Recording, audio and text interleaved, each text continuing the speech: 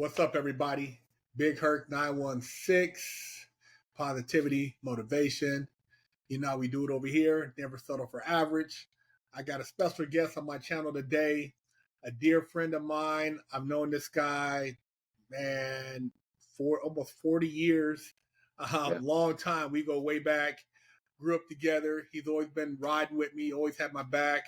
The homie DLove, aka Hollywood Rep DL. He has some insight on the Hollywood scene. And, I've talked a little bit about my experiences in Hollywood.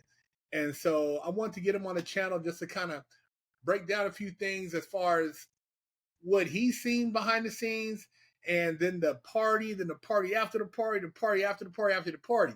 So we're going to get into it.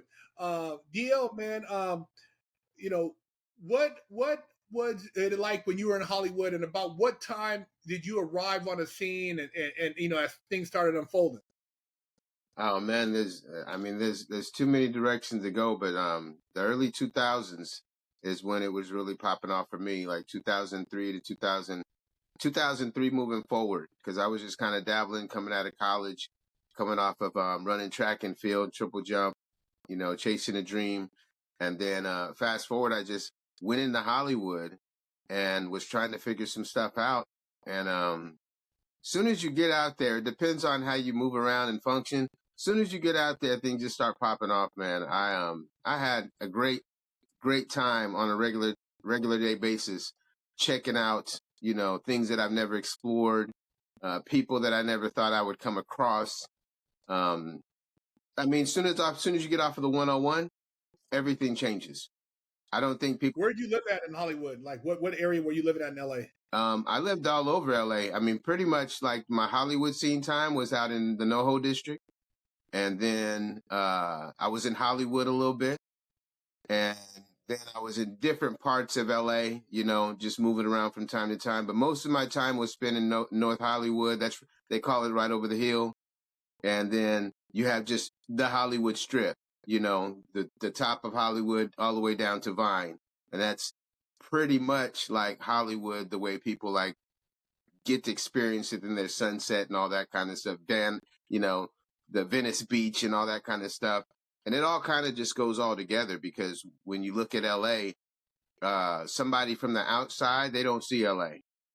They see the Tinseltown, the Hollywood sign, vanity and all that kind of stuff. They don't necessarily see LA unless they're with somebody locally from LA, because there's Hollywood LA, and then there's LA.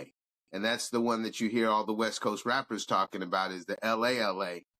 And you go into a Hollywood, you'll hear, a hip pop song or something. It'll come out. That's talking about the Hollywood LA. Now, were you in Hollywood pursuing an entertainment career? Like, were you looking to get into like acting or music, or what was kind of your thing, when you were out there? Like, what scene were you kind of like moving and shaking in? Well, for me, I think it was a lot different than most people that get into the entertainment world. For me, I just came off a track and field career, and I was just trying to discover, okay, so I always wanted, being from Sacramento 916, I was like, man, I always want to go to Hollywood.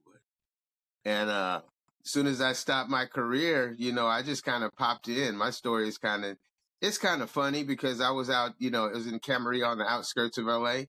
And I was like, I got to go check out the scene, see what's going on out there. And then I started just, I got me a driver. I was trying to live the scene, live the persona.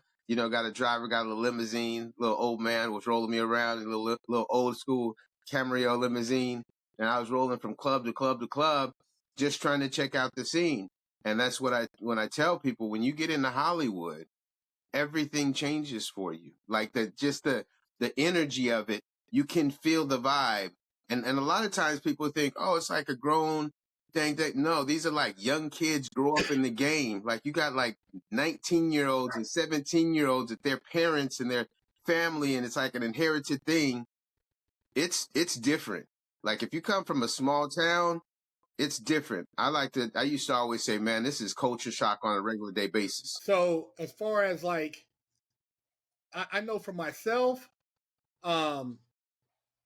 you know, I was moving and shaking more on the acting side because I wanted to be, you know, coming from the 916, went out there and tried to get into a little bit of acting.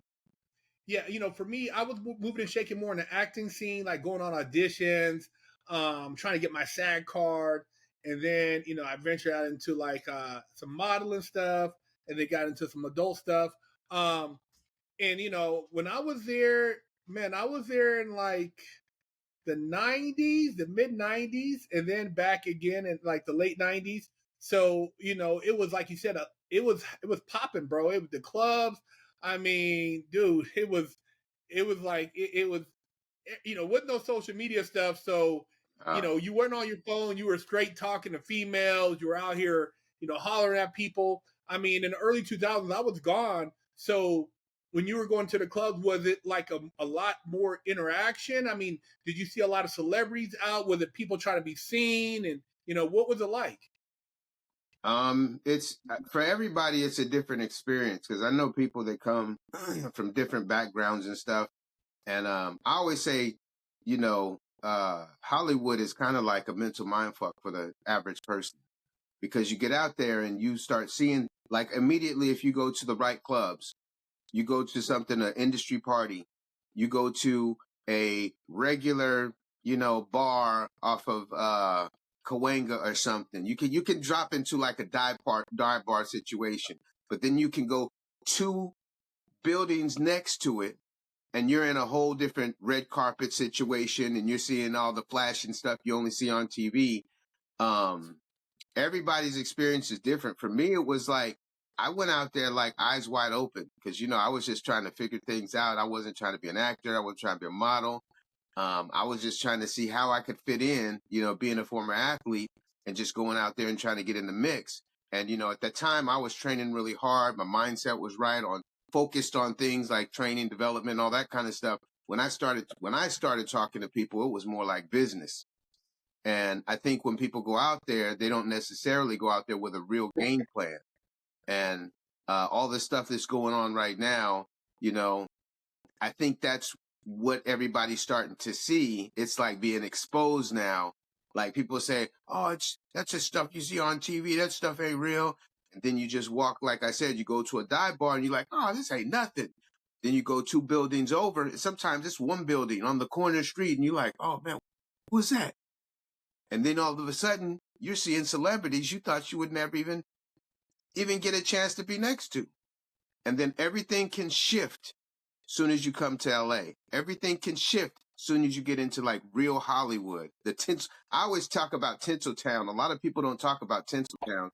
That's basically where it all started, is where, you know, the elitists started doing their thing, and anybody that came from outside, they was trying to fit in or they was trying to get in the game.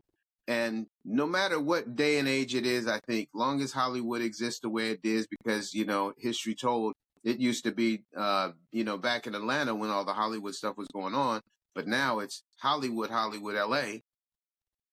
You don't get to see some of the stuff you see as soon as you get into Hollywood. And your experience is like pretty, like you said, you went into acting and then you did adult. You saw some things. Even if you don't say anything, you saw some things, or you participated in some things that you're not necessarily going to talk about. And everybody doesn't get caught up, but a lot do, you know, when it comes to, hey, I'm out here, my family's not behind me, I ain't got no friends with me, I can just disappear in the shadows, and then Hollywood happens. And that's the way it happens for a lot of people. You know, one of the biggest things I like to share with people about Hollywood and just LA in general is that it could be a lonely place because Yep. it's dude, it's a fantasy. Hollywood is the, you know, it's all about fantasy and just chasing dreams, but finding real people out there that really you can confide in is far and few between. And that's the biggest thing Yep. because everything in LA is super fast. Like LA, I would say LA, Miami, you know, New York, Atlanta, you know, those are all really predominant cities as far as fashion, style, things happening. Mm-hmm. And in LA, those hustles are usually 5 years ahead of some places and some 10 years ahead of other places. Yeah. And so things are moving so fast, and a lot of people are pretending to be something they're not. And that was the biggest thing, like, acting, because you're acting, you're trying to be a musician, you're performing. So some people don't know how to turn a performance off. Yep. And it's all the time. You never really see the person you thought you knew. I've met people, and after, like, sometimes you see them like, damn, is that dude?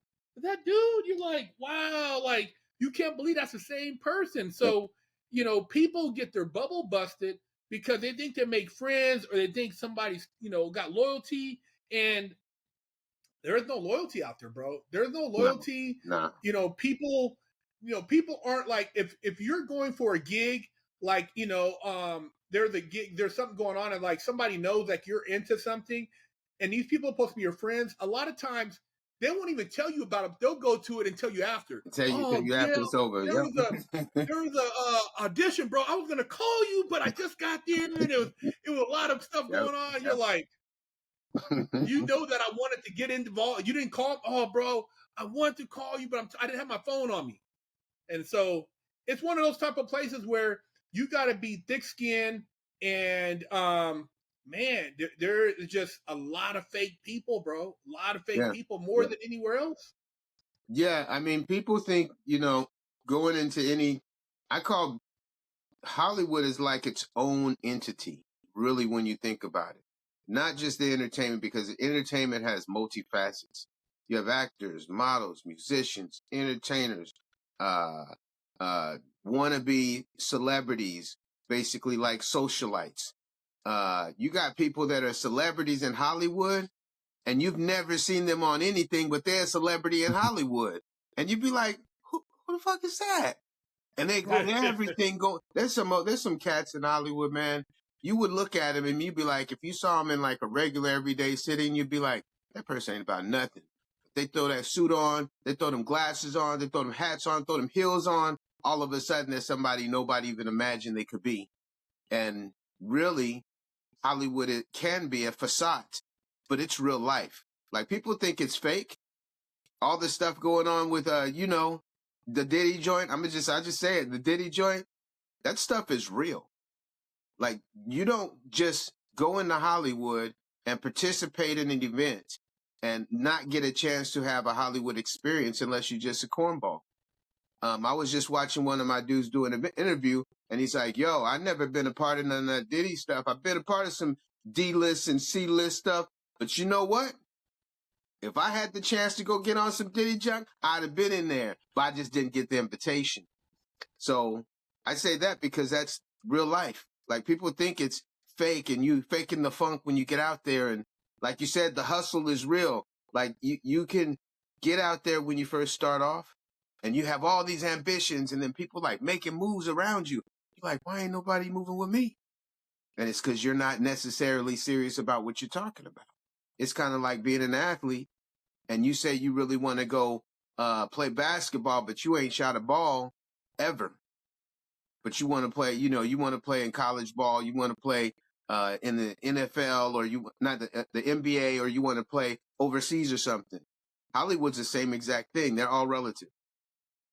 I think the thing about Hollywood, which is different though, is that it's a small clique of people, and then you have these other cliques outside of that. And the small clique is pretty much, because it's the same people at the same auditions on the same movie sets.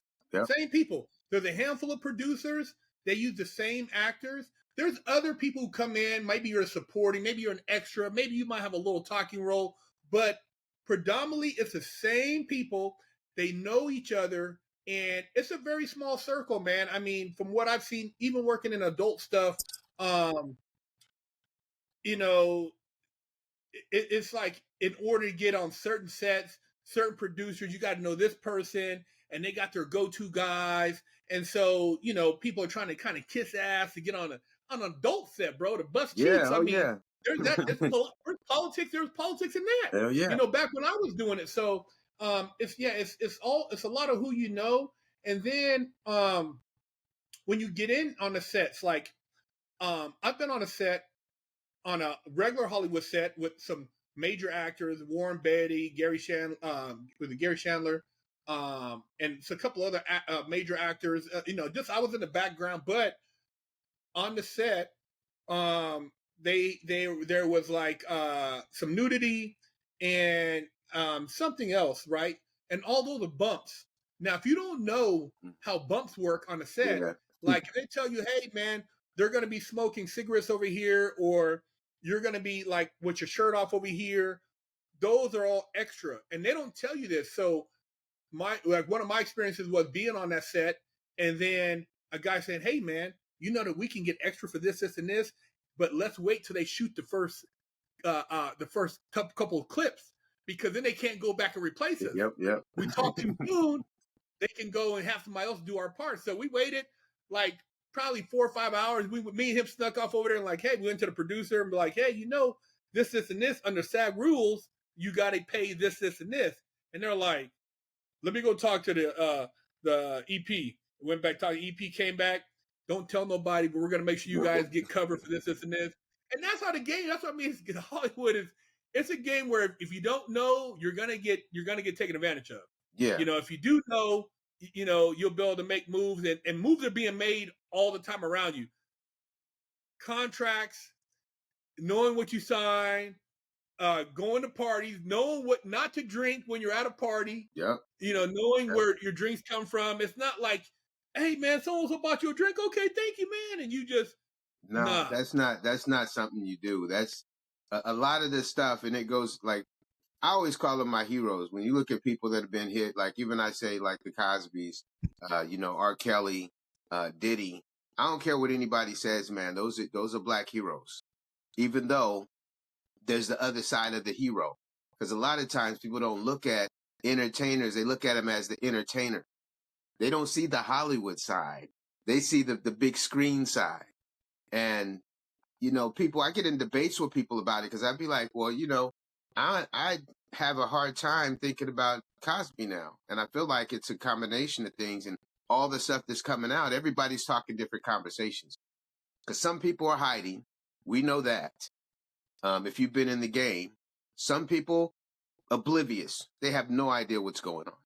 And then some people are torn because, me being one of the promoters to facilitate these events and engagements. And I'm not saying, I've done some of these crazy out parties, but I participated in some crazy out parties in different avenues. I participated as a promoter, as a coordinator, Now the new thing they're trying to call it the freak offs. There's one or two ways you're going to come out of a freak off. You're going to get out early or you're going to participate. And that's all it is. And then as a facilitator, it's different. And because I came from the business side, I wasn't trying to be a part of it. But, you start dating, you start hanging out, there's drinks involved, there's drugs involved, there's alcohol involved, there's sex involved. There's all these elements that people don't expect if you've never been around them types of things. And so when you're like, when I watch stuff on the internet, because we didn't have the internet then, it was just like, you could text somebody, but you couldn't like put it up on. I think that was about the time MySpace started popping off. And MySpace changed everything as well. And then Facebook and so on and so forth, it came into the game. But when you were there, you had experiences and you just had to pick your chooses. You had to choose your weapon pretty much because Hollywood is 24/7, no matter what nobody says. Like you said, when you're on set, that night after you've been on set, they're getting ready for the next day. They're prepping everything else. And while they're doing work, there is also play because they got places that are open like 2, 3, 4, 5 o'clock in the morning. And people like Hollywood shut down. I'm like, where? Because if you're not in the know, there's after hours, even though it's in California. There's little jump offs in hotel rooms because some celebrities in town. Because there's a concert going on at the Hollywood Bowl, there's 40 after parties in the proximity of a 10-mile radius. That see, I try not to name shot because there's so much going on right now and people watching, they'll be like, oh, you telling this, you telling that. And that's a real thing too. you know, and because you have friends that do things and you just, sometimes you watch it happen and you don't even have to want to watch it happen. It's like, you know, what's going on. You know how, if you go and say something, you can get blackballed. But you know what though, I don't have a problem with consenting adults. I mean, Yeah. doing their thing, freak offs, or they call them, sex parties, or going to the dungeons. Going to, You yep, know, I mean, that's, to me, there's nothing wrong with that. As far as like when it becomes an issue in my eyes, is if you are taking advantage of somebody and they're not aware of it, like yep, you drug them, yep, and then they wake up and they're being raped or something's happened in the process when they were passed out, then that's when I have the problem. But as far as like adults doing stuff, to me, that's their own business. And I look at what Diddy was doing is no different than what Hefner was doing. yep, Some of these other people were doing. I mean, in the adult world, I know there was always a lot of parties going on. Like I used to hear about parties, but me being a street dude first, I didn't go to a lot of it because it's like a lot of times outside of the set, I didn't really have a lot of common with those people. So I didn't, yeah, I was on some other shit. So I didn't really kick it with a lot of dudes outside of the adult industry unless I was working with them. So, same thing with Hollywood. I mean, you might, work on a set with somebody or do a photo shoot, but hanging out privately, there's got to be more common interest. And I didn't get high. I didn't drink. So for me, that wasn't really my scene. But, of course it goes down and you have choices, man. You don't have to be there. And when people like I've seen where these women are hanging out at these parties, late night, maybe in the studio, and it's like, dude, what are you doing? There's like you're in here with your girlfriend. You're coming here to get your cheeks blowed out, yeah, and then yeah, maybe later on down the line, you feel like this guy dogged you out. Maybe you have some, remorse, but a lot of times it's consensual unless somehow, like you said, somebody was drugged or something was implemented in there, and it kind of you couldn't. It made you incapacitated. yeah, yeah. I mean, there's so many different scenarios, man. It's kind of crazy to even talk about it at times because um sometimes you have to, when you're in any industry, but definitely the Hollywood industry, sometimes you got to protect the innocent. Because I have friends that things have happened to, and they've done things to themselves. And when you're there, you're in the moment, and you're dealing with whatever's going on. Like, I got male and female friends that went through depression, and there's a couple of friends that even committed suicide because the game was so tough. Then you had, I had friends that was accosted or raped or a date rape or gang bang. And this is men and women, and it's not even being funny or nothing, but people do go in. Sometimes people don't go in with, like you say, you do adult things happen. Now, when it's non-consenting, that's just sin, straight up. Like I tell people, like if you get down, like people would come in, say a new talent, and this is to protect the innocent. New talent comes from a little city and comes to some events, uh, and then gets at the events and starts to see some things they've never seen before.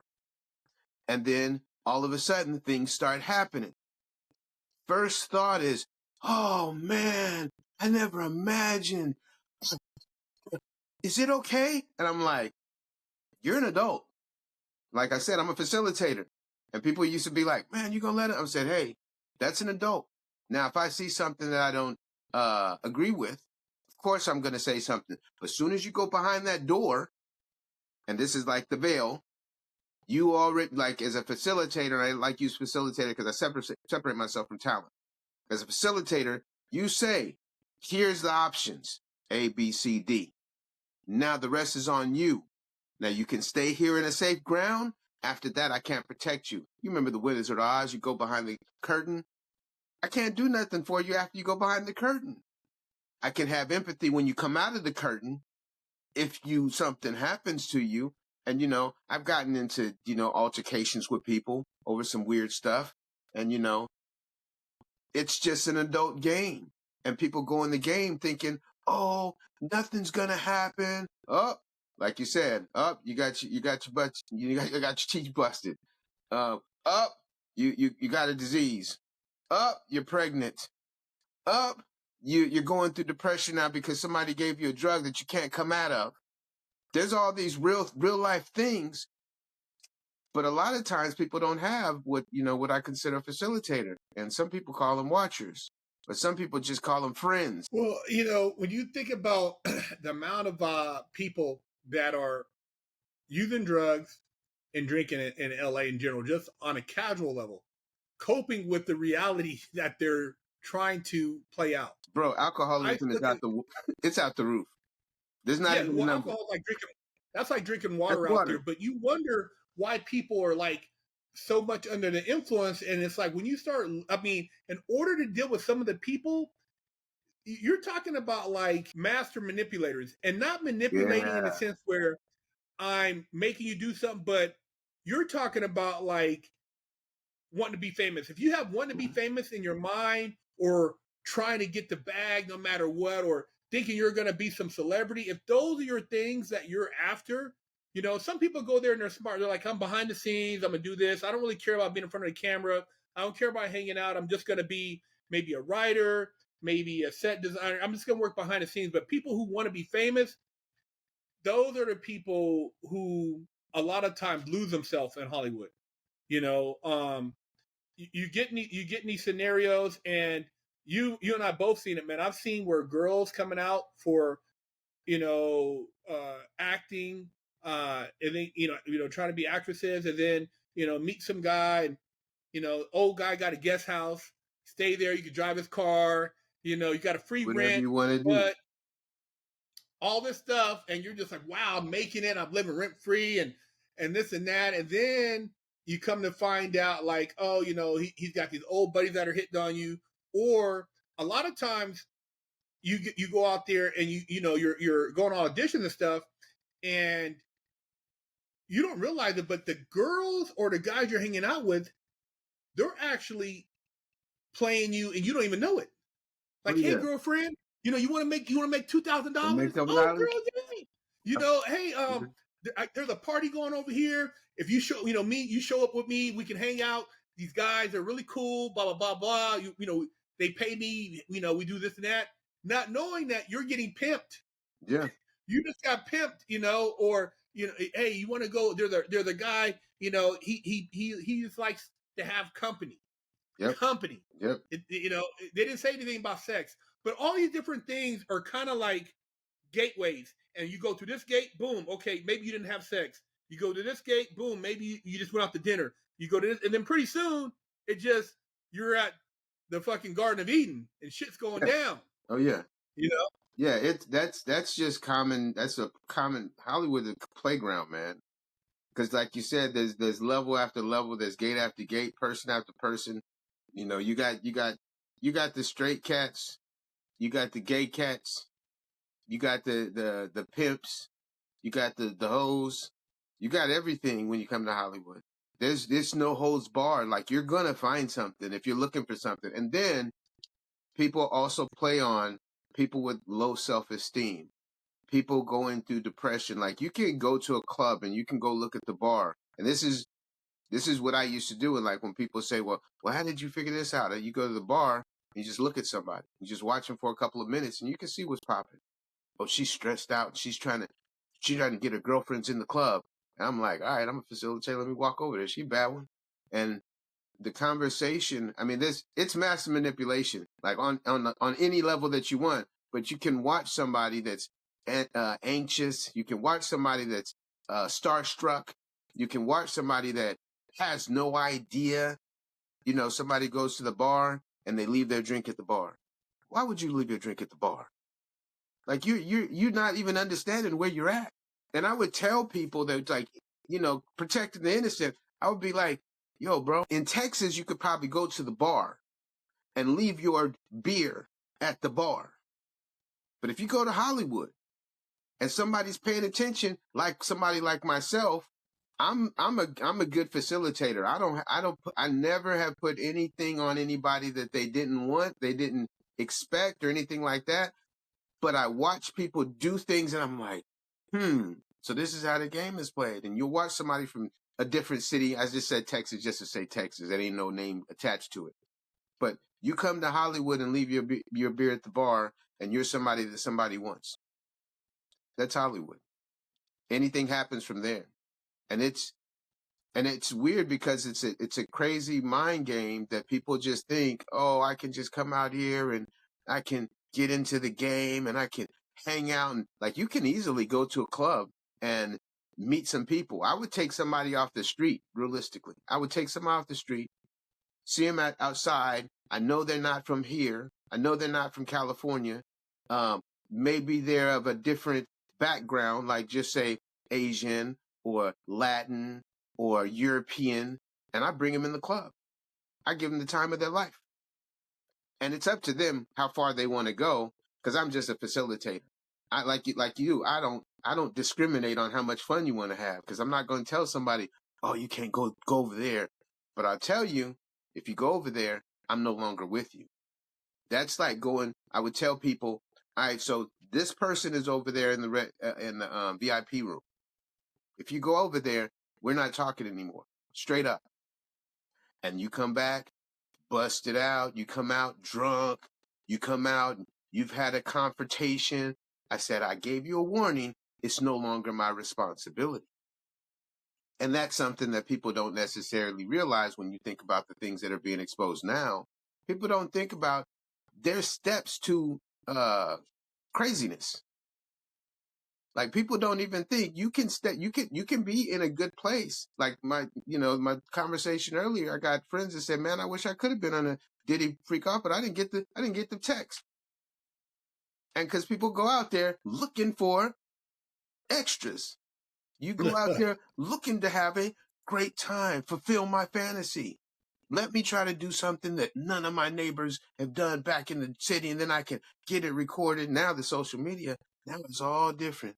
That's why, man, sometimes if you look back, you be like, man, if in the 1990s, early 2000, if they had the internet, all that stuff was going on. You couldn't imagine. Like, I can go back in my Rolodex of thought of parties I went to, and if I had a recorder, and Jamie Foxx, he got him and Diddy got into something about Fox was always trying to record, and Diddy's like, nah, you ain't recording. And I can say that because that's out there. That's like an automatic. But stuff like that was like really stuff was, get people caught up. And what is one of the craziest as far as like in your Hollywood experience? I know you got a couple stories, but what's one of the most memorable parties or events you went to, and you just like really seeing like the other side of Hollywood? There's a gang of them. Well, give my people one of the good ones. We want to. Well, this is something that I think this was a mind blowing moment for me, and this actually like really helped me realize where I was. I went to a regular party on Hollywood Boulevard, and there was some celebrities there having a great time. Couple of music artists that was doing really good in the game. Couple of actors, models. I mean, it was popping. Just say popping, because I did a lot of celebrity events, a lot of low key celebrity events. I did some mainstream, all that kind of stuff. The eye opener was, so the party's about to end. It's about 1:30-ish, because everything starts to settle down by between 1 and 2 o'clock, depending on the club you're at. And there's a certain, I guess they're like navigators. You can call them navigators. Somebody's navigating who wants to get down and continue the party.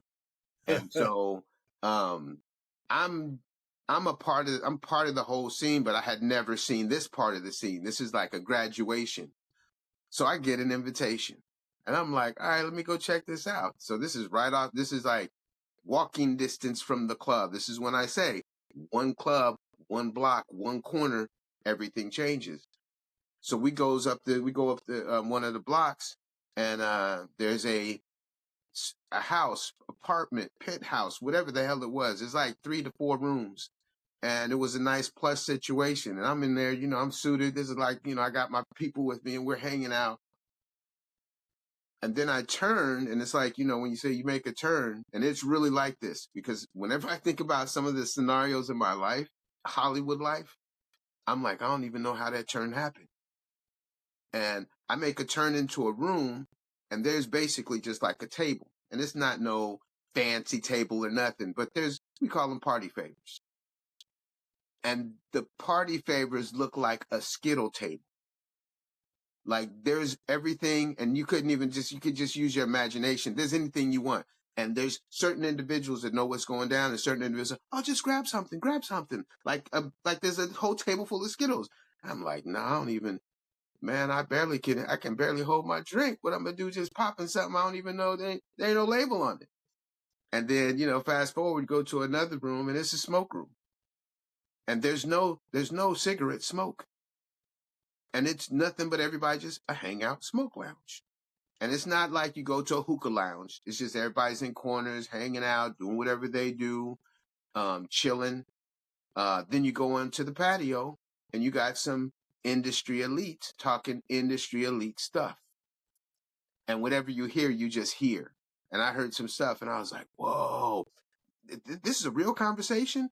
And this is like real stuff, like you say, casting conversations. Everybody's drinking, everybody's eating, everybody's party favoring, everybody's doing what they do. You know, it's the game. And then a group of cats came in that was, one of the cats was an actor and a couple of the cats were music artists. Because when you get in the game, everybody has their friends or their hangout partners, their peeps, who they roll with. And a couple, you'll see musicians hanging out with actors, models hanging out with executives. And you can kind of see, like, I can paint a picture for you because it's not like a common thing. Like a girl that comes from out of town, now she's on the set of a film. Then all of a sudden now she's going to hang out and now she's in a music video. And the next thing you know, she's on a red carpet and she's only been in Hollywood for 48 hours. And this party was a place where I saw scenes stem off of that party. Because there was so many people that was coming through this party. It went from 3 o'clock to like 9 the next day. I stayed the whole time. And I purposely, because I was like a sponge, man. When I first got into Hollywood, we from SAC. We don't see nothing like this. You know, the most excitement we get is at the park, you know, and so there's something going on in the park and, you know, a dope head does something crazy and you're like, oh, snap. Then when you walk into a house and it was like a penthouse and you walk and you see a scene happen and then it's only something you've seen on TV or you've seen on YouTube. Nah, you can walk into those kind of scenarios on a regular day basis in Hollywood. Like, it's not like, oh, this happens like once a month. It's just a jump off. No, the jump off is 24/7 and people don't realize it. No, I totally understand what you're talking about because, like you said, you could drive by. There's places downtown where you drive by, you never know what's going on in that building. And nope. I've been by places, man, and inside there's freakery going on. Oh, you yeah. know, Middle of the day. live freakery. Middle You of know, the day. and 9 o'clock in yeah, the morning. yeah. And if you're in the know, you're in the know. I mean, once you get in, you know, you get these invites, these little, you know, messages like, hey, you know, we're meeting here at this time, and you know, it's going down. It's consensual, but it's going down. And once you show up, it's like, okay, we'll invite you to the next one. But once you don't show up, they figure you're not down with it, You're so not you down. won't get the invite. And you don't get another invite. Yeah, yeah. And I've seen it. Or there's two sides of that though. If they really want you, you get multiple invites. And you get invites for the same party from different people. And you're like, damn, everybody's going to this thing. No, it's not just everybody's going to this party. I always tell people, and this is something I like to share when I'm talking about it, because people think, oh man, you've done all these things. I'm like, no, I want you to be self-aware because you don't need it. The stuff that's going on with all these industry people. I think it's lack of self-identification. And then also miseducation, because what you see on TV is not necessarily what you get. Those are actors doing their job. Like earlier you said, some actors don't turn off. Some musicians don't turn off. Tupac is a good example that we have. Is if you look at Tupac, Tupac wasn't like that when he started out. Tupac went into character and never came out. And people don't really realize when you don't have nothing, you're trying to get something. You do things that you wouldn't normally do. It's kind of like on a simple stage, somebody that's used to always going to the bathroom in the toilet, and then you're in a scenario, now you got to go piss outside. Now you're pissing outside on a regular day basis. And that's Hollywood. That's a real thing. And I want people to like just have more self-awareness, have more self-care. Don't be going and doing things without being educated on some of the participants. Because all the conversations that we have now, all of a sudden they're calling expose.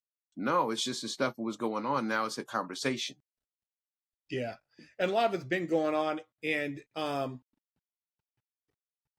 the more, I mean, it's like you said, the party in the penthouse, or, you know, the party in the warehouse downtown, or, you know, I've been by, like, you walk by a place and you maybe drove by there a bunch of times. There's places, you know, I've seen in NoHo, and you would never know, but you go down a corner, go around, and dude, it's some S&M shit going on. You know what I Yeah, mean? It's man. like right in the middle of a regular neighborhood. In everyday living. Everyday living, man. And so that's the thing about Hollywood. And if you're not conscious of it, you get turned out, man. I mean, guys get turned out. I mean, you know, people come out there, and when you see somebody else that you maybe looked up to, or a person you idolize, whether it be, you know, it doesn't have to be an actor, it could be a celebrity, or maybe another different, you know, some type of other entertainer, and you're like, damn, they're doing that? Wow, well, shit. Well, maybe it's not that bad, and that's how people get pulled in. You Mm-hmm. know, like I said, when I was out there, I mean, I've seen dudes, you know, with Yale that look like golf balls, and they up in, you know, the House of Blues on Sunset doing their thing, grinding. I mean, girls up in there hustling. They dealing with, you know, and it's like everything from the street dude who's hustling to the like you said, the Hollywood producer, to the person who's you know, possibly you know, in adult entertainment, to the actress, to the gang member. It's all intertwined. All of it Yeah. intertwines, you know, at some level. You know, I done been to spots in you know, in you know, in LA on the South Side, and you know, whether it be the right track, you know, male strippers out there, and they doing their thing, and it's going down over there, and you know, and then I've seen stuff like in you know, Brentwood, you know, so it's such a unique place, and you got to know how to maneuver. But if you can't peep game, it's easy for you to get caught up and not be aware that you're getting played into a situation that you didn't even know you were getting played into. Yeah. Like somebody be like, "Hey man, you ever been locked up? You a street dude? Oh, okay. You from the hood, blah blah blah, huh? You know, I got a business partner. He owes me a lot of money. Do you think, you know, do you happen to know somebody that maybe can help me get that money? Or would you happen to Yeah. know? They just, dude, they play, it's like not, it's all type of shit. So yeah, I know some cats, man, they bust, yeah, what do they charge? Would they be in, you know, because man, look, I'll pay a dude to go, dude, I done been in a situation with a dude, go into a spot, camera there, uh, hey man, I'm here for so and so. Hey man, what do you want? Hey man, so and so said that you owed him some. Hey man, tell so and so to leave me alone, man. What are you doing? I can see you. I'm like, where are you sitting at? Looking at you, literally Yeah, like you know, man. when I was on some gangster shit, I'd been to people's spots, you know, and dude, like if you can collect, you get a cut. I mean, Yep. Yep. it's all this shit is going on in LA, man, on a daily basis. People getting shook down, people getting caught up in the freak offs, people getting caught up in drugs, people who have went on dates, and you know, I've seen this too, go on dates and you know, partying, and next thing you know, you're like, damn, what happened? You know, and the person you're with, they done somehow put something in your drink and something didn't happen. So yeah.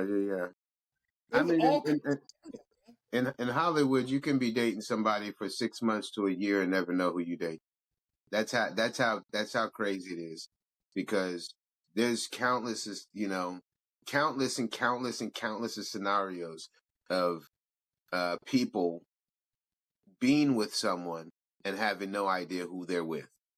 And then it comes out to pass a negative situation. And it's one of those things you just can't really put your thumb on how to like deal with it unless you do have mental strength. I think I was able to avoid a lot of things when I was like really, really heavy into the game. I just don't play those kind of games, man. I've been approached. Almost everybody that you like, once you get to a certain level, everybody's approached. I don't care what anybody says. Maybe you're so innocent, or lack for a better word, dumb as hell, and you don't realize you're being accosted, or you're being pulled into some scenario. It happens all the time. You get an invitation to a party. You get invited to go to dinner. You get invited to go to get some what are those things they used to have, the little they're like frozen things in NoHo. There's like places people would take so you could be seen. But too, when you talk about being not naive. Yeah, when we talk about being naive and being game goofy, I remember, bro, certain guys like, hey man, because I was in adult entertainment, so I knew a lot of people and I knew street people. Hey, Big Herc, man, I got this chick over here, man. We could bust her cheeks, bro. She down for the. I said, is that right? Ooh, come through, man. And, oh man, okay.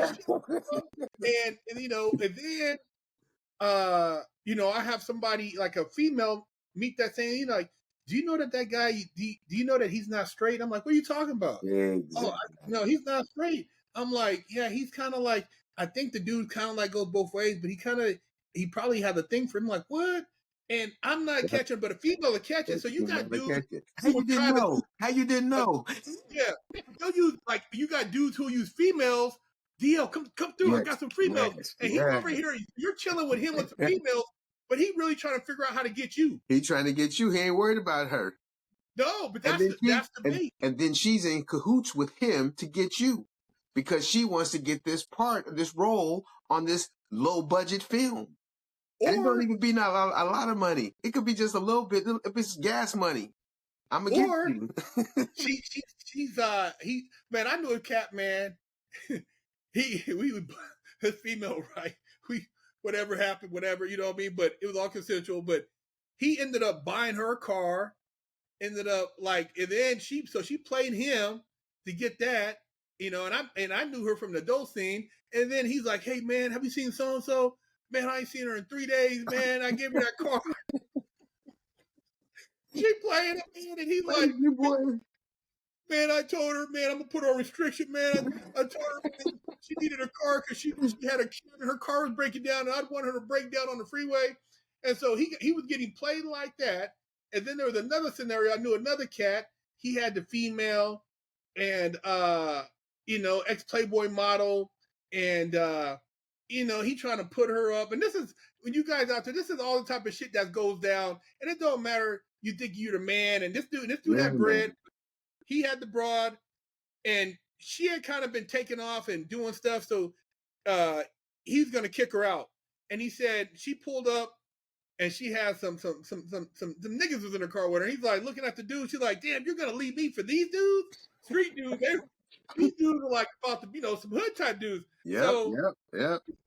He that's said, "That's that LA side. They don't know who that person is, but this LA group side, of but people." She looked innocent, little European girl. And he thought he had him a little square. She wasn't no square. So he's like, you know what? He's like, pack your shit and get out, right? So she's getting her shit. But he says, let me go upstairs. He goes upstairs to check his watch case, and he has a Rolex missing. So he gets his strap. He goes downstairs. He's like, hey, where my watch at? What are you talking about? He's like, man, give me my damn Rolex. Quit playing game. And the dudes are like, man, give him his Rolex, give his watch. If you took his watch, he's like, after all I did for you, this is how you treat me? She's like, and she rode off in the sunset with the niggas. Yeah, You know, he's exactly. looking stupid. Yep. But this shit happens in LA. So you All got the females time. playing you, you got dudes trying to play you, you got studio producers playing you, you got the drug scene, the sex scene, man, it's just, oh man, it's a lot of elements, man. It's a lot of elements. And then like if you messing around in certain areas, I mean, you might get jacked. You can get they got scenarios in Hollywood and LA that people don't even know what it means. Like I think why I got involved in something called Hood Night in LA as a producer of a show. And when I say they tore the hell out of this facility, them Bloods and them Crips tore the hell out of the facility. And it was crazy because as a promoter partner said, "Hey man, I got this party for you." And I'm like, "All right, I'll do it." And I got all these Bloods, all these Crips, all these OGs, all these broads, everybody coming through to the club. Next thing you know, somebody didn't appreciate one side of the board. They tore the whole building up. I had to sit in the freezer for like an hour because it was going down. And when you talk about shit being torn up, like thousands and thousands of dollars worth of stuff, that's just like the Hood Night is something crazy. If you got to do your research on it. It's a historical thing between Bloods and Crips, and it's a positive and a negative depending on which Bloods and Crips are participating. Kind of like what our dude Kendrick just did, bringing them up on the stage and stuff. That was like a historical situation, and people don't even know what that meant. That's what when you go into LA and Hollywood, you don't be knowing what some of this stuff means. You see certain people, like, why is this person a celebrity? And then you realize that person was somebody that helped somebody into the industry, but they ain't nobody. What's the little skinny girl's name with Kardashian and Paris Hilton? Nobody knew who they was, but their dads was big in the industry. Well, you remember that was Nicole Richie too. Nicole Richie. There you go. You know what I'm talking about. Because there's all these players, and it's a big game, and you have an opportunity of a lifetime if you've never been a part of that kind of scenario. And some people need that in their life. So you're going to do whatever it is you're supposed to do to get where you want to go. There's no mentors. There's no coaches. There's no preachers coming at you. Hey, man, you don't want to go down there. There's sin down there. You don't have that. You know, in small cities, that's where we come from. You know, I come from a preacher's like, hey, you don't want to do that. And I'm like, man, come on. Out there, you're out there. You're out there homeless, and then the next day you're in a penthouse. You're couch hopping, and the next day you're on the set of a film, and the next day you're over there hanging out with some celebrities you wish you only dreamt about hanging out with, and all of a sudden you got some money in your pocket. Then another day you get robbed, and the next day you, like so many scenarios, man, it's on a consistent basis. People don't understand. You got to pay attention because there's always somebody hustling out there. It's a whole different level of hustle when it comes to Hollywood. And yeah, I don't knock the Diddy thing really. I think it's a healthy and it's a scary thing at the same time. I think awareness is good, and I don't I don't promote and I don't take away Diddy because Diddy's like a Michael Jordan to me, like a Bill Cosby to me, to like a black historians, man. For me, that's what it takes me back to. But you never met Diddy, right? I met Diddy. You ever party with him? I never partied with Diddy. So that's what I mean. Like, this is the problem too, is that like you meet people and then you put them in a category thinking that, okay, you know, there's a certain level of success with that, but you don't know the underpinnings. And I'm not saying that in negative to say that everybody, you know, but this is the thing, like, and I don't know the man, and I'm, you know, and I've done videos about it and just talked about the pre-cops, and I'm like, if it's consensual, you know, whatever, but, you know, I just find it very, you know, more disturbing that none of these people who said that he was a friend have came out to defend him. Nah. None of these people who talk about black black issues, Black things going excellence. on. Yeah, black excellence, the They haven't. They NAACP, didn't say like, you know what? I NAA know him. He's a good NAACP, guy. all these people, yeah. Black Lives Matter. You're not gonna hear from those people.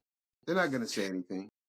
No, and that's what I find, kind of puzzling and disturbing at the same time, because like you said, people look at, oh man, they go after our black role models, and they try to vilify them. But this is the thing, black, white, whoever you are, uh, there's a game out there and it's being played, and you got to know where you're at in that game. And if sometimes, we don't know why they chose to blow his game up, which, there's other people playing the same game who haven't got blown up. They haven't went after him. But Yeah. obviously, somebody he pissed off, and they decided to blow the cover on this whole game. Oh yeah. I'm when somebody gets exposed, something happens that most people can't even fathom happening. And I don't even like talking about this scenario because people start to probe. And I'll just say, like, just for myself, and it's not even defense. Like, my uncle saw me one time, something on TV, and he took a screenshot. He said, "Is that you?" And I was next to a celebrity, and he said, "Did you work with them?" And I said, "Yeah." And coming from Sacramento to going to Hollywood, you don't understand, And certain individuals that I've worked with a gang of people that you would never know that I worked with. And that's on purpose. And the reason why that's on purpose, because you're not ready for the conversation. You're not ready for what it actually takes to make certain things happen. When I say facilitator, I facilitate. I make shit happen for people. I make sure people have a fantasy situation for themselves. I help them get away and have escapism. You as a facilitator, that's what you do. You support people to get what they want. And Now, I want to ask you a question, and I don't want to name the names, but you probably already know what I'm talking about somebody that used to date somebody else, but now is like is somebody that's in kind of related to you, and it's like I seen something recently. You probably seen it too, and I mean, dude, do you know what I'm talking about? I know who you're talking about. Has that person went all the way, just like, dude, went from that to that? I can believe that. I'm like, dude, really? Like, you went from that now you're doing this? This is what it is, and it's never to defend anybody. You don't know, like there's stuff, there's layers to it. Like there's, like I have friends, I have relatives, I have partners.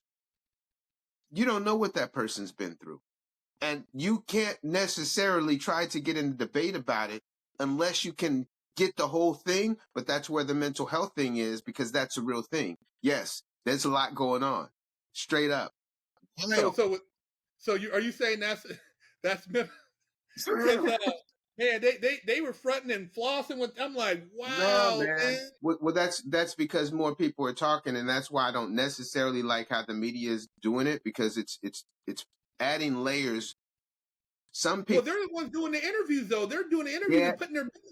Yeah, but there's also, you have to consider today there's AI. So that's why I say I defend it and I don't, because I don't know, because I don't have conversations. And when there's certain things come out, I don't have conversations on purpose because I'm going to ask questions. I don't ask questions like everybody else because I know a lot of the backstory. So I'd be like, no, if you put me into it, then it's a whole situation. But things that in certain scenarios that you see, most of them are just being exposed. Some is on purpose, and some is, oh shit, how did that get out? And then you have to do the back pedal and all this kind. There's so many scenarios. In my opinion, I think a lot of these people, man, this is the thing. If you don't, you gotta be able to draw a line, man. And Yeah. a lot of these dudes, I tell you, man, because I tell you right now, the scenario I'm talking about, you know what I'm talking about, as far as that individual used to be an actor and now is on some way weird shit. I remember going to a set one time and there was some individuals there, and I'm like, oh, and he's like, that's not what you think it is. Exactly. Those are, and I'm like, and they're like, and I'm like, oh, I'm out, bro. But I'm saying it was about but I'm saying that if you let your curiosity kind of start turning you, you will get involved in some Get shit. caught up. And before you wake up, you'd be like, oh shit. And Yeah. you'll be in some shit you had no business being in. And that's the problem with a lot of people, you know, and that's where if you're high under influence, your what do you call it? Your what do you call it when it goes down? Your inhibitions, and you Uh-huh. start wanting to do certain Get a little stuff and loose. stuff, Get a you little know, loose. Get a little little comfortable. looser than you should get. Get a little comfortable. Oh, you nice today, huh? Because I tell people, I say, oh, you feeling nice today. And then you start watching what pans out and you're like, oh yeah, that's why. And then there's the back of your head, man. Like things happen and you just like, how did this happen? Not me. I'm just saying in general. You watch people go through things. And for myself, as somebody that facilitates a lot of people and helps a lot of people get into positive places, it's tough. It's tough to be a part of it because some people need it. They need that push, that jolt, that pill, that drug, that drink, that smoke. I tell people don't smoke with nobody, don't drink with nobody, and don't be hanging out with the people that you can't figure out who the hell this person is that I'm hanging out with. And that's a real thing. Because if I don't understand, I disappear like a ghost. Because I'm like, I don't understand, and I know there's something there. You You know, know, go ahead. I didn't mean to cut you off, but what you just said right there. Even when I used to go to people's houses, bro, I'd bring my own water. Yeah, I bro. have my own water thing. Like, hey, you want a water? I'm like, no, I got one. I'm Okay, good. cool. I'm I good. would always like, you want something to drink? You looking at it's all, and I don't trust. I would bring my own everything, my own food. You know, unless I went and bought the food myself, I'd bring my own shit, man. Hey, bro, you don't. It's so bad, man. You don't eat nobody's cookies. You don't eat nobody's grapes. You don't. Nobody makes you a smoothie. Like it's the for real. Like people, people be thinking, oh, that stuff is made up until you end up with your ass up. Have you seen a scenario or heard of a scenario where people like getting caught up like? Oh, bro, making you breakfast, and then the next thing you knew, you strung out. They put a little something you don't know what it is, and sometimes there's drugs out there, man. It it wears on you. It takes time to get into you, and then all of a sudden you're wondering why a week is gone. And I've seen. I'm like, she was so like business minded, and she was like a just got out of college and had great ambitions to be an actress or model. And then all of a sudden you see her and she's in the club and she's just swaying, and you like, that's oh. And then you see who she rolls with, and then once you know the game, you like, oh, because you can remember, oh boy, you used to have another girl. That was last week. And then the week before that, he had another girl. And all of them got that same little like, all up in the air. And you like, this cat is doing, okay, got it. Then you put it in your Rolodex and understand how the game is working. And that's different scenarios you kind of watch. You can watch a musician go on stage and you can see how they transform on stage. And you can see if they're using that, that stuff. You can tell when an actor, like there's different things. I mean, that's sort of different conversation, we had a good time in, but when you start paying attention how life works, and this is like kind of like my works now, I don't like to see people taken advantage of. I want to see people win, like legitimately win. Like it hurts my heart to see the stuff that it's pretty much like almost every single one of my black historians, I would say, have done some shit. And Well, you know what though, it's like you say though. We don't know these people in their private life, yeah, man. and it's not to say that it's only black people doing it. There's other Oh, people hell no. doing it, Hell. but we're not. Maybe these people are keeping it more exclusive, and it's not coming out. But one thing I look at, like I remember, like you said, seeing somebody, and then when they're like, "Hey, man, I know you know a lot of people, man. Can you get this, and this?" I'm like, "Nah, bro, I don't get this." And then I see who they're with. I said, "Oh man, you on that shit, man?" Because that person Yeah. was on that shit. Yeah, I'm like, man. this female look like she's strong, and you are, bro. I didn't know you got down like that. And then I know not to. Okay, I know where to put you in a different category. So you got to know your people and know what category. Because like you said, You'll be hanging out with somebody for 6 months, a year, and you won't even know that they're on some other time, some other shit. They're patient. They're patiently waiting because they know, like, you know, when they say it takes 24 times to build a habit, sometimes it only takes 7 shots to get somebody fucked up. And a lot of people, it only take you 3 shots. It depends on your tolerance level.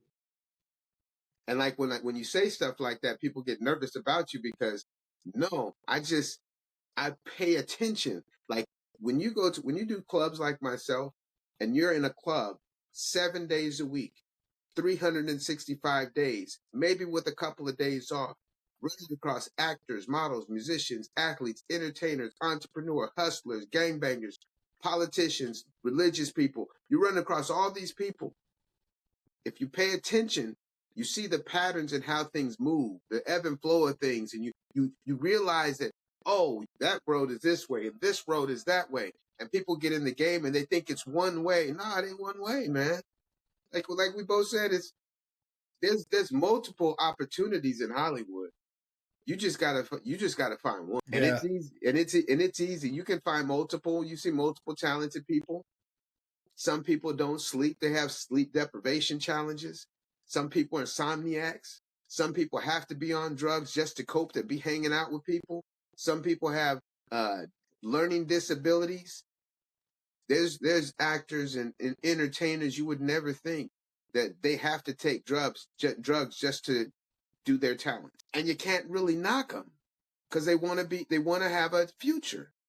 But you can also say, hey, there's got to be a balance to all these things. Like you try to tell somebody that they're schizophrenic and they know they're schizophrenic. They've been labeled. And there's a drug out there in Hollywood that cuts it out so that you can have focus. How are you going to tell that person they can't use that drug? How you going to stop their dreams when it's helping them? If you know the side effects and all that kind of stuff, you don't go into all that. Hey, this motherfucker's booking gigs. And you got motherfuckers that ain't on nothing. They eating protein and drinking and all that kind of stuff, doing all the right stuff, working out on a regular day basis, can't get a job. Yeah. You know, and that's the thing is when people try to judge and stuff, I'd be like, stop judging, man. You gotta have a self-awareness. And then you do have to, like we've talked about this in the past, you gotta have some kind of tribe. It don't have to be big. You know, like me and you, I'd be like, that's my dude, no matter what. And people just don't really pay attention when you get into the game. The game is easy to suck you in and pull you against all the people that you care about. There's so many angles to it, man. Like my experience in Hollywood, I'd like to say it was probably the scariest experience I ever had. Just because I ended up in scenarios, just give you one example, the hood night. I could have died that night. Nobody knew me. I was just I was the promoter of the show. They had no idea who I was. Even when they came into the club, all the gangbangers, they're just like, who are you? Who are you? Do. I was like, nah, man, this is my show, you know. Just be cool. And when fists started swinging and chairs started flying and bottles started going in the air, and I'm like, damn, everything can change tonight for me. And thankfully, I had a crew of homies at the time. One security dude, he's like, you got to get out of here, because he was from the hood and he knew what was next. And I was like, cool. I was in the freezer, happy. I wasn't necessarily scared because, from the street, I'm like, I can throw some, so I'm cool. But the people around you got to have your back too, because some scenarios, it don't matter who you are. Some scenarios you don't belong in because you're not ready. Because you might not get beat down, but you might get drugged and everything changes. And you end up out there on Skid Row. And you'll see bad chicks. Next thing you know, a couple months later, definitely out there in the streets. I've had people in my life that you just watch it, And as somebody that has facilitated it, there's so many sides to the coin. It'll make you lose your mind at times. And you have to have that self-understanding, self-awareness, self-care. There's a lot involved. in trying to be in the game. Now, would you go back to Hollywood? Hell yeah. In a heartbeat. In a heartbeat, Yeah. bro. And it's Yeah. not the glitz and glamour, it's the pace. It's, if you want to make moves, once you get under the hood, everything changes if you know how to play, as long as you know how to like go under the hood and go to work. If you go out there, you can get out there and get sucked in, you become a celebrity. You can go out there and become a prostitute. You can go out there and change your sexuality. You can go out there, become a boss. You can go out there, become an executive producer. Like there's scenario after scenario, positive and negative. It's a self-awareness. Like people don't necessarily pay attention to like what it takes to be an expert or how to have mastery. And people don't talk about it. And when you talk about a promoter, producer, executive, somebody like yourself, a YouTuber, you have your brand, they don't know what you go through. They don't know how many hours you spend. They don't know what it took for a promoter to fill up a venue of 2,000 people and do it in 24 hours with a text message, or how to put an email list together and turn that email list into some money. How do you get 10 celebrities in the same room that none of those celebrities get along with each other? How do you get 2 basketball players in the same room that are on 2 different teams that are opposing teams? How do you get an executive producer that doesn't mess with anybody in there? I'm giving you like real life scenarios. How do you get an executive producer of a big time film that wants to be out and about and do some things without him getting bombarded? How do you hang out with a celebrity that is globally known and go walk down the streets of LA? Nobody knows what it takes to make these things happen. Everybody thinks, oh yeah, that's easy. No, it's work. Everything is work, man. You know it. You know, if we went under the hood of BigHerc916 brand and Fresh Out brand, most people couldn't do 5% of what you do, because there's a different level of understanding of what it takes to actually make these things happen. I've been sitting down for like 10 years, and every time I think about it, it's like, I know what a lot of people are going through, but nobody has any idea when they try to say, oh, he's just got this or she's just got that. I'm like, no, you don't know the work. Being a club promoter, you see all of everybody's thing when you're really involved. You know, I've seen the Tila Tequilas, you know, in the party, hanging out. I've seen the Megan Goods partying like a rock star, having a great time with all of these people, and then having to be swept away because there's some people that are fans. You know, hanging out with Shamar Moore and crew of those kind of people, and just seeing things you're like, wow. And it's not even like putting things out there. No, it's like, these are things that everybody knows about. Everybody participates in these things, parties, events, opportunities. Alex Thomas in the comedy world. These are people that like made a name. Alex I think he's from LA, Alex Thomas. And nobody really knew who this cat was, but everybody in LA knew who he was. And he was a dope comedian. We lost, what's his name? Sam Sopong. He was a English actor. Oh yeah. Sam Sarpong. I actually did that. He was actually on the Pamela Lee show when I was the extra one time. Yeah, bro. Nobody knows what it's like to be on his level, and you know that's somebody that I connected with, and I don't talk about, like, unless that person is like, somebody say, oh, Big Herc, I'm like, talk to him, go to his channel. But when it comes to like, you know, me and Sam didn't have a close relationship. I was one of his party promoters when he went out. He didn't go out all the time. There's like countless and countless people. You don't know the levels that people go to basically have a good life.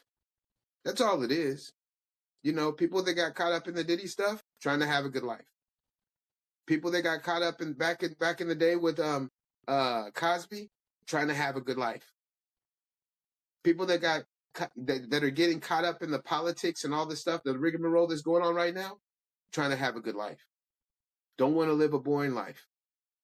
You don't want to live a boring life? Go to Hollywood and play.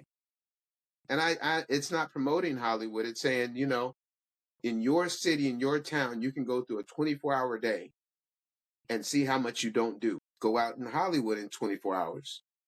Everything changes for you because that's the space. That's why people love social media. That's why people like to go on trips to Jamaica. It's a space. That's why people try to figure out how they can tour around with certain musicians. Imagine if you could be a part of an entourage of your favorite artist or one of your homies or homegirls that just put out a hit song, and now you're part of the entourage. Then you show up in Hollywood. Don't nobody know you. Guess what? You're part of that entourage. Remember the movie, remember the show Entourage, that series? Mm-hmm. Bro, that's more serious, that's more real than people could even imagine. Like some of the scenarios is protecting the innocent. Because some people want that. That's, you know, some people want to be a basketball player. Some people want to be a politician. Some people want to be a singer, a rapper. Some people want to be a go-go dancer. Some people want to be in porn. And there's nothing wrong with none of them. But, you know, you got to definitely have this self-awareness so you can actually, like, take it to the next level. And I just believe in legacy when it comes down to it. I'm not doing no big promotions or nothing right now. But would I do it again? You asked that earlier? Hell yeah. Am I going to do it again? Most likely. You know? Because it's the game, man. You can't say you don't love the game until you play. Yeah, it's definitely it's addicting, the lifestyle, as far as like the pace. Because I'm like you know me, bro. I'm a fast paced person too. I Yeah, like man. make it happen. Um, you know, the biggest thing I would say from, you know, having this conversation is that if you are a person that is looking to go to Hollywood and get into entertainment and be a part of that life, know the people are you around, have at least somebody you can count on that has your back, that's like, you know, down with your best interest, because the people you meet, as you can see from the Diddy situation, they're not going to stand up for you when it comes time. They're not going to defend you. I mean, you know, you would think at least one person would defend this guy, but there's, you know, some of the stories I'm hearing now about some of the women, not to discredit some of the women who say they're victims, but some of the stuff is so far out, like, really? Like, wow, like, Yeah, there's man. people making up stuff now. It's like, where are they getting this from? Like, where is all this coming from?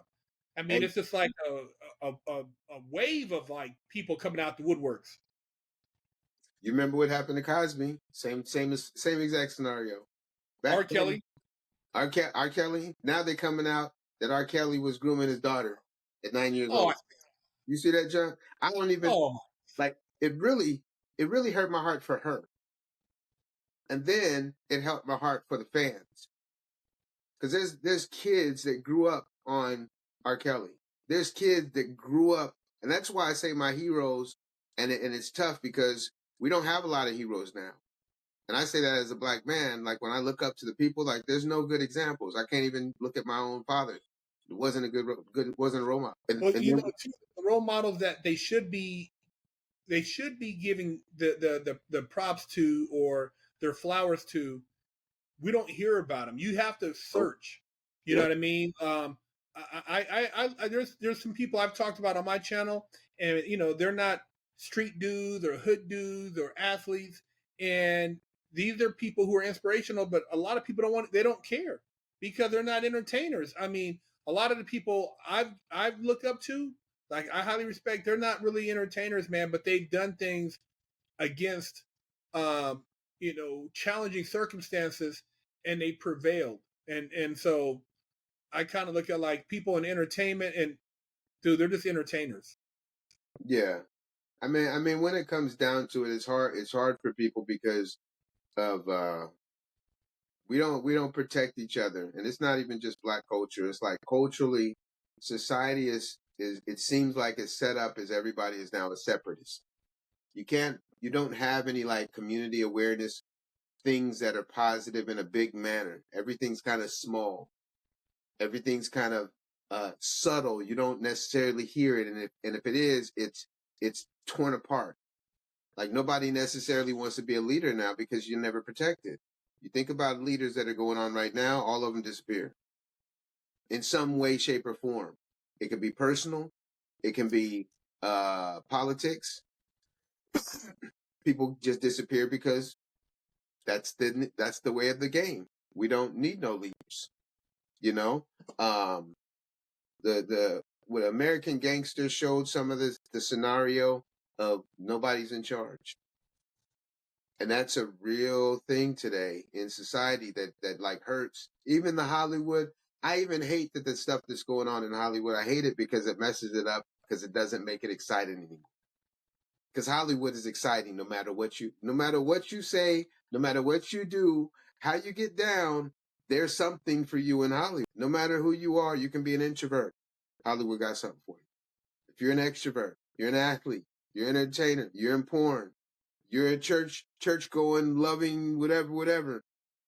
There's something for you out in Hollywood, and it kind of messes it up. It's destroying fun. Like, where else do we have fun?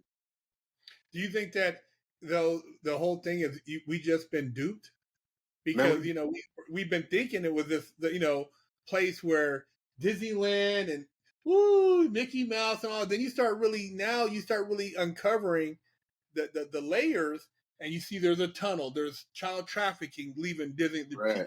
kids getting stolen from there, kids getting Dude, there's a lot of shit. I mean, that's the thing. We're at a time right now coming of age, and I feel like, and I said it before, the pendulum has swung one way, and when it goes all the way up and swings back, and it knocks all these other little chess pieces down that have been standing for a long time, and these truths, bro, a lot of stuff is coming out, and it's not that fun, fun and having a good time. I just think that what we thought was one thing wasn't ever what we thought it was underneath. That layer covered up all the shit behind it. When you put the saran wrap and it was straight boo boo behind it, that was all smoke screen. And now the boo boo's leaking out. It's leaking out. It smells like straight shit. And hopefully, like it allows people who do have something to offer an opportunity to shine without having to get shit on their shoes in order to do it. It's kind of hard to say, but I know it would be great to have the positive people that do really dope stuff come forth. And the only reason why those people don't come forth because a lot of people in society don't support. And a losing battle right now is positive people doing anything don't get shine. They don't get credit. Like you said, the people that you look up to, nobody knows about the people that you probably look up to. A close niche of people know about those people. But guess what? This is the crazy thing is, and not, like I said, not to knock it or nothing. 2025 to 2030, everybody's going to know Diddy. That's the crazy thing. And who knows what's the truth and what's not the truth. The people that are participated, they know. But like your mentors, 2025, 2030, nobody will probably ever know them. And they probably touch, move, and inspire you, put you in a great space, help you with your personal well-being. And who's promoting those?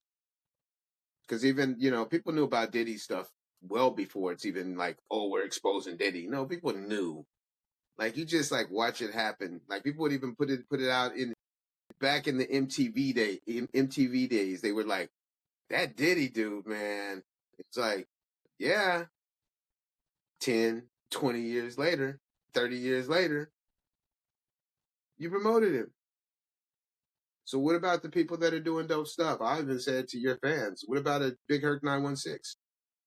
How you guys promote him? Why don't we see him on the big podcast or something like that? And it's not knocking it. This is just our reality. We got to work for what we want to be able to have positive images. You have to put your positive images on the forefront. When I was go ahead. No, go ahead.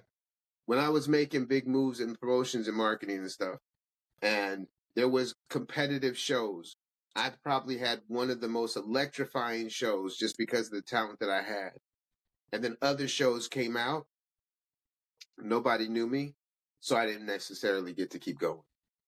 And that's what happens. And people are like, man, you got a dope show. I said, well, you guys got to promote it. You guys promoting this over here. You guys are making sure that this is getting all the celebrities get to come over there. I'm the one pushing this game. Bring them over here because there's a battle for entertainment. Like if you're a promoter, you have a night at a club. If your club has the most entertainers in it, actors, models, musicians, socialites, your spot is the one everybody's texting about. Your spot is now everybody on their phones, on Facebook, doing live Facebook, on Bigo, on TikTok and all these different platforms. Now everybody comes to your spot. And the algorithm doesn't even let those spaces be seen besides by the people that are seen. So people don't even know how the game is played. Now the game is played virtually. So now you can be big and not at the same time. Or you can have your own small little space and you keep it that way. Well, another thing is too, you gotta build to reinvent yourself every 5 to 7 years. Yep. And if you can't reinvent yourself, you can't, like, some people live in the 80s, some people live in the, like, oh man, I remember back then I was balling. I had the bins, the gold ones, blah, blah, blah. Bro, that was back then. Right now, you up in here, you don't even have you got a Prius, bro. I mean, you gotta, like, in order to stay relevant, and just how it works in life, you got to always reinvent yourself. And it's not like anybody really owes you anything. You have to create what it is you want people to feed into. You got to be able to be your own Pied Piper, and that's the only way it works. Sometimes I look at stuff and I'm like, wow, this and that, but at the end of the day, I'm like, social media is just one element, and there are people who are highly successful who don't have any social media. I know people who don't even have a Facebook or really anything, and all they use it for is maybe their business. And these people are doing very well. So I say a thing is also not to get caught up too much on the social media elements and the praise from the people, because if you get caught up with people, liking you, following you, giving you subscribers or views, that right there also is an endorphin stimulator, and it can lead to depression if it doesn't correspond with how you feel. And so a lot of people, I see them and they get depressed, or they feel inefficient, or they don't feel like they have value because their social media is not as big as they would like it to be. And you got to like, a lot of people don't realize, like, a lot of people have fake social media. A lot of that shit is not real. They, you got a handful of people who, they have followers, but when you meet these, it's all fake. A lot of it's, skits. It's, making up stuff. They're, it's not. They're literally putting themselves in harm's way to get followers. They'll go to extremes. And that's the thing. You don't want to get caught up in that either. So you got to stay grounded, and entertainment is entertainment, but don't let it dominate your life. Yeah, no. Entertainment is always, I think entertainment is healthy. Being on the side that I've had, I used to always think, oh man, you shouldn't be going out all the time. At a certain point, I was like, everybody should go out.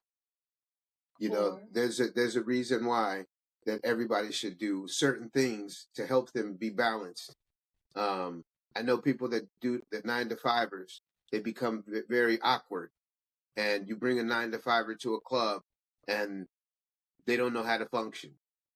And I think it also, it's when it's done in a positive, like I had a couple of my own events, and I would see the garbage that's going on, and then I would do my own events, and I would construct it according to what I wanted to see. I did some really big events in some really big venues with some really amazing people. Craziness happens. You can't control everything, but the space that you control, and then you get your tribe. Like I had a couple of, when I used to do S&E nightlife, as sports nightlife and entertainment. That was my kind of my brand. I had some young cats that were like fashion designers, fashion designers, other promoters, musicians, and I'd bring them together, and we would get together. We'd have drinks, eat, and everything, and we'd go over game plan. I hardly ever see people do that kind of stuff no more. You just see people come together and just throw stuff together. It's just like, throwing a fake salad in, you didn't even put no spinach in it. This is like a whole bunch of fabricated stuff. And I'd be like, no, man, put some quality people together. And it's tough, like you said. Like right now, I said, everybody's a separatist. There's no community. I was like, even in the neighborhood, I was like, man, there's no like neighborhood watch. There's no like Black Panthers. There's none of the bicycle gang bicycle cats out here. Nobody protecting the community. And you go out into Hollywood, it's almost like the same thing. I think COVID kind of did it, but there's a lot of other elements. Like a lot of exposing has been going on. So it's kind of tough to say with like Hollywood ain't the same no more. Everybody's like trying to go outside of Hollywood, but that's because everybody be doing their own thing. And one of the goals as I mature, I hate to say older now because I like to say mature because I don't feel old. As I get more mature and like, you can't be a one-trick pony. Now you have this internet thing. And I'm like, all right, how do I shift what I was doing in club promotions and I take it online, and then I created something. I got something I'm working on and developing called my WOW Tribe. And it's a tribe and it's just basically individuals that I try to connect with. And your goal is to just build as much as you can, as fast as you can, with as many people as you can. And club promotions taught me that because you can't control every single scenario, but you can be the overseer and make sure things go as much functional as you can tolerate. Because some things get out of hand. And I think that's in Hollywood. With a lot of people, that's what happens. Like things get out of hand. It's like having kids, man. You grow your kid up. You think your kid's going to be a great kid. And he grows up to be a piece of shit. You're like, man, I put him through school. I made sure he had good clothes on. And then, went to the finest little situations. Well, behind the scenes, that kid was depressed. And nobody talked to that kid. And I always like to use it for club promotions when I watch people at the bar. It's a real scenario to watch somebody at the bar. If you ever get a chance to just like watch people go to the bar, you'll see how people are in real life on a regular day basis. I learned how to do business at the club. People always say, oh, go to a business. You gotta go to a nice restaurant, and you gotta go into the business facility. No, I say go to the bar. I'll meet you at the bar. Tons of business is done at the bar, and you don't have to be a drinker or nothing. It's just an energy. You meet bartenders. It's an energy. There's bartenders that they'll work at a club for like 2-3 years, never had a drink because they had a plan. And that's what they were all about. And that was one of the people that I knew, one of my bartenders, I knew he had my back.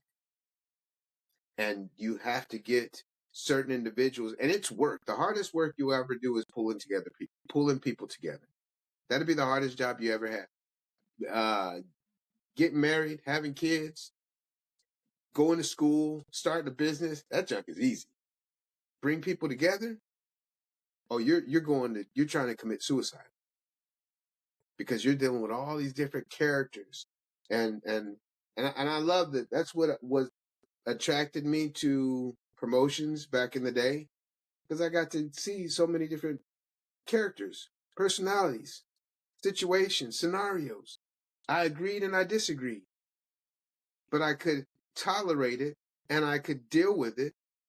I had situations where there was brawls in clubs. I had abusive things that happened, drug overdosage, somebody have a falling out, a band, a fight on the stage, backstage brawls, like cat fights, girls beating the crap out of each other in the parking lot. I've had every scenario there is. But guess what? I would say at the end of it all, it was all fun. I wouldn't take it back because it's like, coming from my neighborhood, I never saw nothing like that. We used to get in like brawls. There's like no parties. There's no like real scenarios that happen. It was just like hustle, street, survival. You go into Hollywood and there's a brawl. The next thing you know, you're at a Freaknik. After that, there's the whole scenario at a restaurant that doesn't close till 2:00 and they still selling wine. After that, the next morning, you can go to a VIP situation and watch a premiere movie or something. You can go to a mansion party and meet all the people that you dream about. Most people don't get to live that life. So yeah, that's the business, man. Like, and it's fun. It would be great to have environments like that for people on different levels. You know, we just have to work together. You know, what you do with all your ex-cons and individuals that have been in the system, that's dope, bro. Like straight up, because a lot of people don't do that. You know, once you've been incarcerated, all of a sudden you have nothing. You're giving an opportunity for somebody to even tell their story. You know how many people that go through depression because they don't have nobody to tell their story to, and then something like fresh out, they go, man, I get to be on fresh out. Yeah, man, you give people opportunity, and we need to do more of that.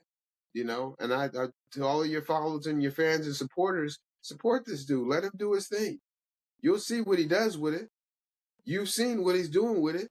I tell people to promote the people that need to be promoted. And Yeah. don't, and get to know them too, and have, if people have negative things that they got going on, I've converted people to stop being weirdos. I'd be like, you can't do that weird stuff around me. That's not acceptable. And then some people have lucrative careers, beneficial lifestyles, best relationship they ever had because they were part of this tribe, and there needs to be more of that. I think the more positivity, like you said, positivity and motivation, yes, 100%. That should be the thing we go into 2025. Well, we're going to have more of these discussions, man. I think we covered a lot. I know there's going to be a lot of comments. We're going to see where this interview goes. But man, it was a pleasure having you on. Man, just so much to talk about. We can go on talking for hours. Me and you, Yeah, man. we can chop it up all day long. But we're going to save some for some future interviews. I appreciate it. And what is your social media, D, if they want to look you up, man? Mr. DLove to you. I've been working on putting my hashtag together. I am Damian Love. I'm currently I'm kind of like reinventing. Like I said, I want to have fun with when I bring things back together. I got some things that I'm working through. If you go on my social media, it might be like a little darkness. I tell people like I'm going through things, but it's all content. I'm working through some cool and experiences that are going to be really dope. Trying to formulate my channels. But Mr. DLove to you, and I am Damian Love, and then the DL Grind. You can find content. Hashtag the DL Grind. And what I'll do too is I'll get your social media links, put it in the description, so that way people can tap directly in. It'll be in the description. So yeah, man, I appreciate it. Always, man. 916, bro. You know how we do it, 916. man. Yes, All right, sir. man. I All right, bro. appreciate you coming on, brother. Yes, sir. In a All minute. right.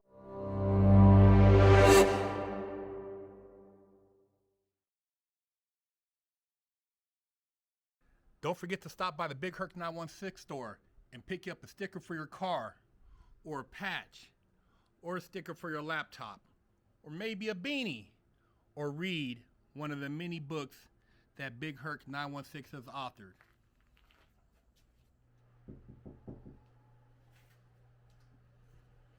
Trick or treat.